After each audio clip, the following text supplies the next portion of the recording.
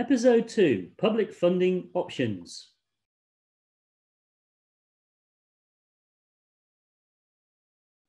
So what options are currently available to fund projects, and how long will they be available? Are there any other options on the horizon?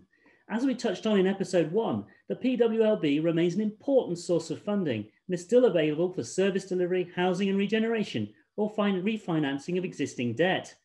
What has now changed, it is effectively no longer available to fund the acquisition of commercial assets, primarily for yield, i.e. their income stream.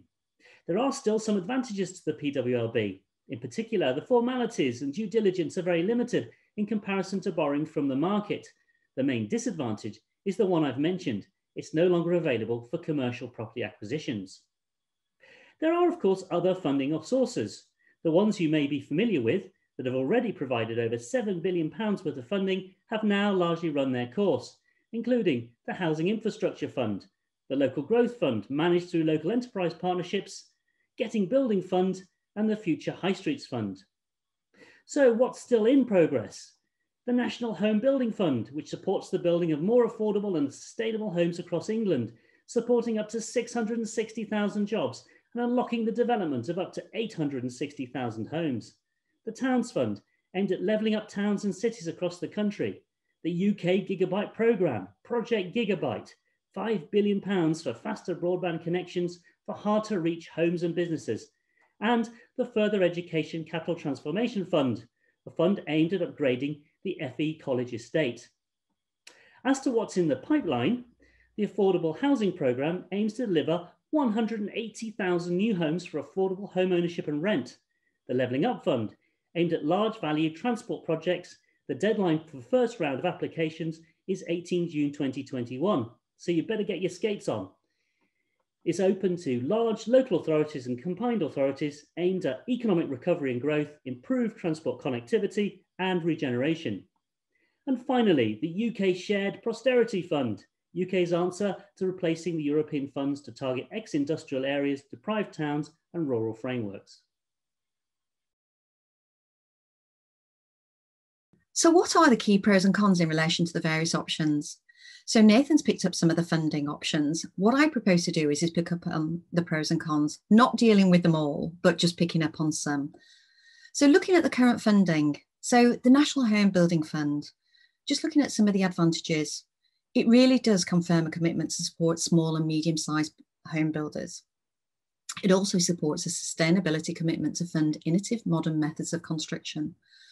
Some of the downsides, it isn't completely new funding, as the £7.1 billion fund also covers investment that's been previously announced. Also, there's little detail known regarding how you apply for the funding and how the applications will be assessed. Looking at the Towns Fund, this is funding which is intended to be allocated based on an index of economic need. So the towns most at need of receiving the investment funding. Already £81.5 million has been made available in accelerated funding to the towns that have been selected for the Towns funding, each receiving between £500,000 and £1 million, all of this which will help in responding to the immediate COVID-19 challenges. Some of the downsides, I mean, it's an intensive process which the towns have got to go through before they get the final funding agreed, before they get it released, and even before they can start on the project. Also, the allocation of funding has been criticised, lack of transparency, political motivation, and also how the formula is being applied in the final shortlist. In relation to the Gigabyte programme, I mean, the really big advantage on this is there's very much a focus on delivering world-class digital infrastructure to the whole of the UK.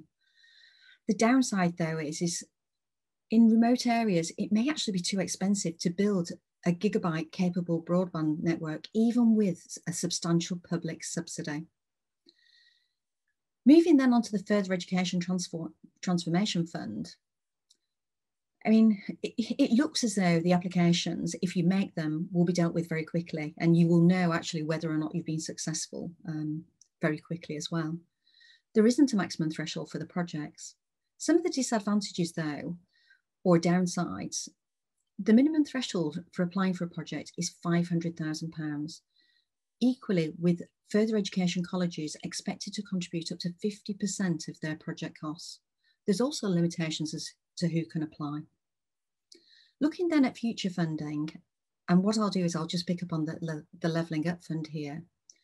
So, I mean, the big advantage here is that places are being prioritised which have the most significant need, where the funding is going to make the biggest difference.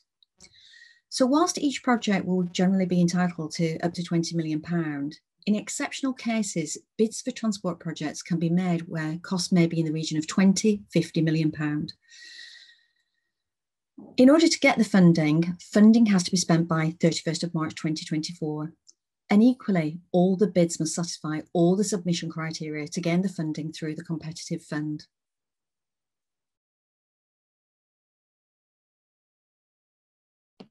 So what is the UK Infrastructure Bank and when will it become operational? Well, we live in exciting times because it's very rare that the government creates a new bank of this size and scale. In fact, it hasn't happened for a generation.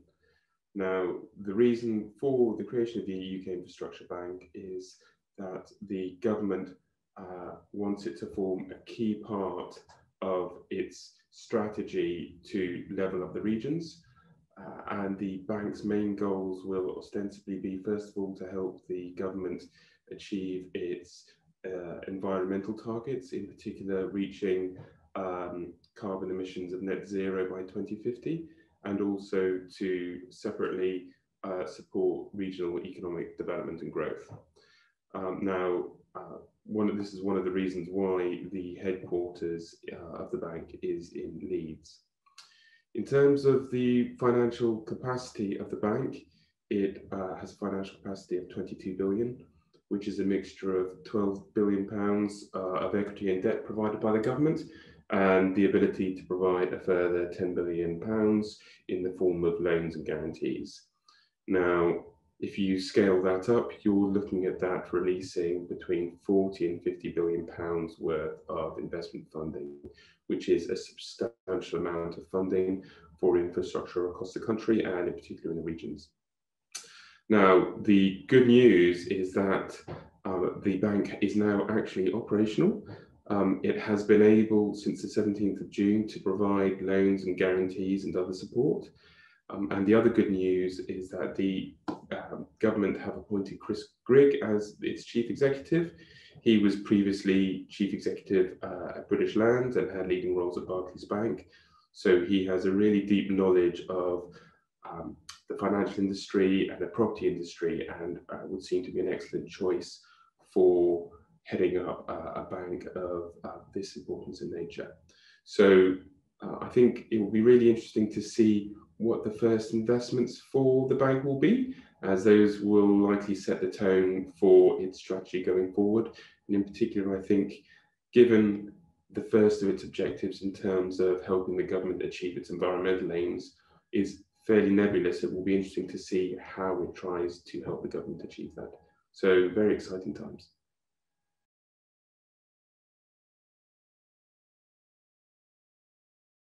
So thank you for joining us for episode 2 of this vlog series.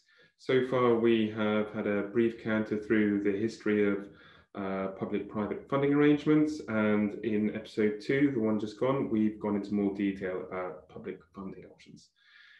The next episode, number 3, will delve into more detail on collaborative approaches between the private and public sectors.